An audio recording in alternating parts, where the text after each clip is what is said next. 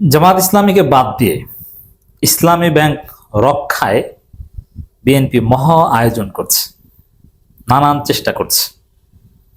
কি ঘটতে যাচ্ছে দর্শক? একদিকে একটা সুখবর যে জামাতপন্থীদের যে দাবি ইসলামী ব্যাংক নিয়ে, সেটা পূরণ হয়েছে। বিএনপি সরকার নাকে খত দিয়ে জামাতের দাবি মেনে নিয়েছে। ইসলামী ব্যাংকের চেয়ারম্যান থেকে শুরু করে পুরো পর্ষদ ভেঙে দিয়েছে। এখন বাংলাদেশ ব্যাংকের একজন দক্ষ, একজন প্রফেশনাল ব্যাংকার, বাংলাদেশ ব্যাংকের কর্মকর্তা, তাকে পুরো ব্যাংক দেখভালের দায়িত্ব দিয়েছে বোর্ড পুনর্গঠন হওয়ার আগ পর্যন্ত।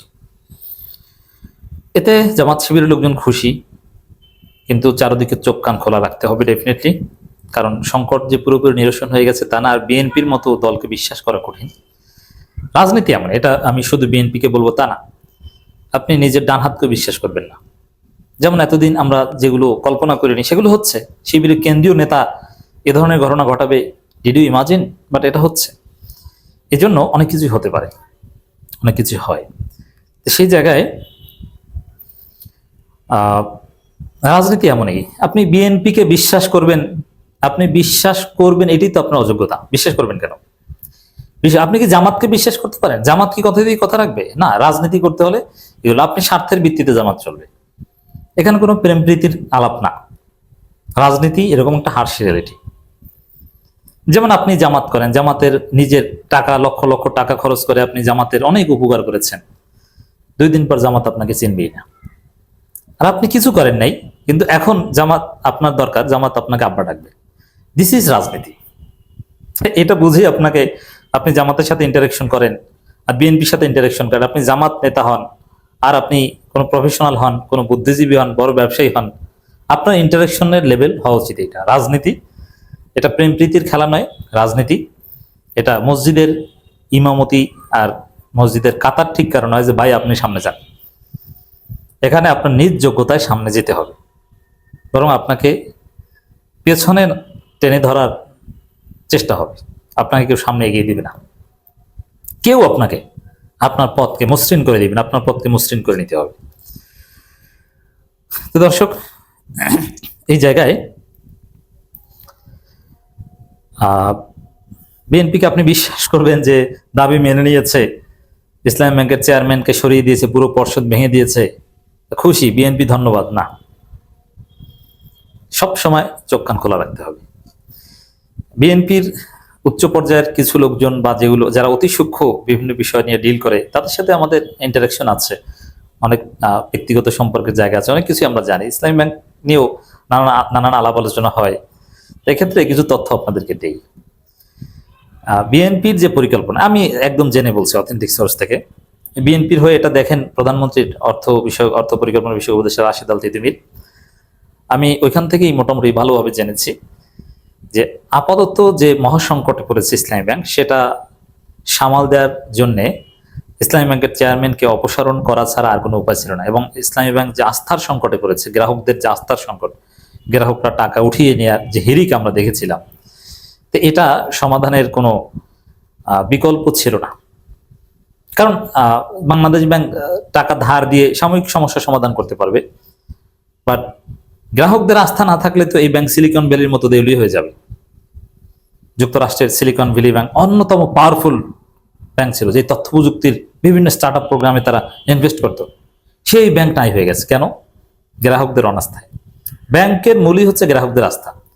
এজন্যে গ্রাহকদের মধ্যে যে আতঙ্ক ছড়িয়ে পড়েছিল আন্দোলনের ফলে এবং ইসলামী ব্যাংক নিয়ে সরকারের নাটকীয়তার ফলে, এই জন্য এই চেয়ারম্যানকে অপসারণ করা বা বোর্ড ভেঙে দেওয়ার কোনো বিকল্প ছিল না। বাধ্য হয়ে এটা তারা করেছে এবং জামাতপন্থীরা সরকারকে বাধ্য করতে পেরেছে। কিন্তু বিএনপি সরকারের প্ল্যান যে তারা অন্যভাবে, এখন তারা বলছে এখন আমরা ব্রেন দিয়ে খেলবো। কিন্তু এই ব্যাংকে অথেন্টিক ভাবে আমি জেনে বলছি, বিএনপির পরিকল্পনা যে ঠিক আছে এই চেয়ারম্যানকে সরিয়েছি, কিন্তু বাবা তোমাদের মজা বুঝাবো, এমন চেয়ারম্যান বানাবো যে তোমরা সেটা নিয়ে আপত্তি করতে পারবে না, ভালো লোকই বানাবো। যে এই চেয়ারম্যানকে তো ঋণ খেলাপির স্বামী টামি বানিয়ে, ফ্যাসিস্টের দোসর বানিয়ে ধরিয়ে দিয়েছো। যেমন আমি স্পষ্ট বলেছি, ইসলাম ব্যাংকের অনেক ঊর্ধ্বতন কর্মকর্তারা আমাকে অ্যাপ্রিসিয়েটও করেছেন। আমি আপনাদেরকে ধন্যবাদ জানাই, যে পার্সোনালি আমাকে ধন্যবাদ জানিয়েছেন যে এই আন্দোলনে আমি জোরালোভাবে সাহস জুগিয়েছি এবং আপনাদেরকে এনকারেজ করেছি। আমি এই কথা বারবার বলেছি, ইসলামী ব্যাংকের যে চেয়ারম্যান আগে যে ছিল খুরশিদ, এই লোক যদি দিলকুশায় ইসলামী ব্যাংক টাওয়ারে ঢোকার চেষ্টা করে, ওর প্যান্ট জাইঙ্গে খুলে ফেলতে হবে, ওরে পিটাতে হবে। কেন? মব করা, পেটানো এটা তো জায়েজ নেই, কিন্তু আওয়ামী লীগ পেটানো, ফেসিস্ট পেটানো, ফেসিস্টদেরকে ধরে এভাবে জুতার মালা পরানো, এটা 5 আগস্টের চেতনা, অতএব এই ক্ষেত্রে জায়েজ। আর এই খুরশিদ কি, আওয়ামী লীগের মন্ত্রীদের সাথে তার ঘনিষ্ঠ সম্পর্ক, অনেক ছবি আছে, এবং হাসিনার পছন্দের লোক ছিল, তাকে 3 বছরের চুক্তিভিত্তিক নিয়োগ দিয়েছিল এবং সে দুর্নীতির অভিযোগে অভিযুক্ত। রংপুরে যখন ইসলামী ব্যাংক বাংলাদেশ ব্যাংকের প্রধান ছিল রংপুর শাখার, তখন এই খুরশিদ 54 লক্ষ টাকা দুর্নীতি করেছে। এটা বাংলাদেশ ব্যাংকের ইন্টারনাল অডিটে উঠে এসেছিল, সমকালীন ইনভেস্টিগেশন উঠে এসেছিল। অতএব তাকে জুতার মালা পরানো জায়েজ। এতে কিন্তু খুরশিদ নিজেও ভয় পেয়েছে, বিশেষ করে আমি এটা বলেছি, সে প্রচন্ড আতঙ্কে থাকতো। আমি জানি নানানভাবে আমাদের সাথে কোনো না কোনো ভাবে কমিউনিকেশন হয়। তো দর্শক, এই পরিস্থিতিতে বিএনপির এখন চিন্তা যে এমন একজনকে বানাবো, এমন লোকজনকে এখানে ঢুকাবো, তোমরা টু শব্দ করতে পারবে না, মালিকানা একদম বৈধভাবে এসালম কেনা, এমন লোকজন এর শেয়ার কিনে নিবে, তোমরা বুঝতে পারবে না। তারপরে এখন জামাতের বা জামাতপন্থী, জামাতের রোকন বা জামাতপন্থীর লোকজনই তো বেশি বা বেশিরভাগ কর্মকর্তা বা বিভিন্ন উচ্চপদস্থ পদে টদে আছে, তাদেরকেও সিস্টেমে শাস্তি দিব যে তুমি কিছু বলতেই পারবে না। নিয়োগ জামাতপন্থীদের কোনো প্রভাবই থাকবে না। হ্যাঁ, নিয়োগ স্বচ্ছ, এটা আমরা আগে থেকেই বলছি। ইসলামী ব্যাংকের নিয়োগ স্বচ্ছ হওয়া দরকার ছিল, এটা অনেক আগে থেকেই আমার সমালোচনা ছিল যে হ্যাঁ, আপনি যদি ইন্টারনাল নিয়োগ দেন তাহলে সার্কুলার ছাড়া নিয়োগ দেন, কিন্তু আপনি সার্কুলার দেবেন কিন্তু যোগ্য লোকদের বাদ দিয়ে আপনি রেকমেন্ডেশনে নেবেন, এটা ঠিক না, এটা অনৈতিক আচরণ। এই কাজ জামাত করতো, এই অনৈতিক কাজ করতো, যাদেরকে চাকরি দিত তাদের চাইতে যোগ্য লোকজনকে বাদ দিত। এখন বলবেন যে না, ইসলামিয়াত নিয়ে প্রশ্ন করতো, দোয়া করুন জিজ্ঞেস করতো, এটা পার না, এটা পারতো, তারপরও চাকরি হতো না যদি সে ওই জামাত বলায় না হতো। এরকম ঘটনা অনেক ঘটেছে, সব পারতো, অন্য অন্য math, Bangla, English general knowledge যা এসেছে ও পারতো, ইসলামিয়াতও পারতো, ভাইভাও সব পারতো, তারপর চাকরি হতো না। আমি জেনে বলছি। খারাপ লাগে অনেকের কাছে, গালি দেন, গালি তো বিএনপি, জামাত, আওয়ামী লীগ সমান তালে গালি দিতে পারেন, দেন, সমস্যা নেই। এটা হচ্ছে পরিকল্পনা যে চেয়ারম্যানকে সরিয়েছি তাতে কি, ভোট ভেঙেছি, সামনে এমন ভাবে সূক্ষ্মভাবে এত সুনিপুণ ভাবে খেলবো, জামাতের হাতে এই ব্যাংক দিতে যাওয়া যাবে। জামাতকে বাদ দিয়ে ইসলামী ব্যাংক রক্ষায় বিএনপি মহাপরিকল্পনা করছে। সেই পরিকল্পনার অংশ হিসাবে তারা ইসলামী ব্যাংকের এই ভোট ভেঙে দিয়েছে, চেয়ারম্যানকে সরিয়েছে, এবং এই যে 2500 কোটি টাকা বিশেষ ধার দিয়েছে, এটাও তাদের সেই পরিকল্পনার অংশ। আগে ধার দিয়ে তারপরে সরিয়েছে, বুঝতে পারছেন?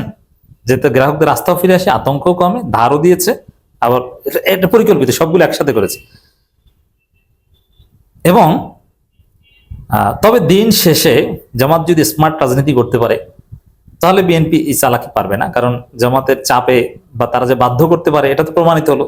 তো সামনে যদি তারা উল্টোপাল্টা কিছু করে বাধ্য করবে, তবে এই যে খেলা, এই জায়গা ব্রেন খেলা খেলতে হবে, যে বাধ্য করা, যেমন বিএনপির যে যারাদেরকে বসাবে এখানে চেয়ারম্যান হিসাবে বা পরিচালক হিসাবে, তাদের মধ্যে যদি কোনো ত্রুটি বিচ্ছুতি না থাকে, একদম ক্লিন ফেয়ার লোক হয়, তাহলে তো আপনি কিছু বলতে পারবেন না। অবশ্য এতে জামাতের আপত্তি থাকারও কথা না, কারণ ক্লিন ফেয়ার লোক হলে তারা তো জামাতের সাথে বেইনসাফি করবে না। তো বিষয়টা একদম জামাতের মনমতো হবে তাও না, একটু ক্রিটিক্যাল সিচুয়েশন কিন্তু আছে, খেয়াল রাখতে হবে।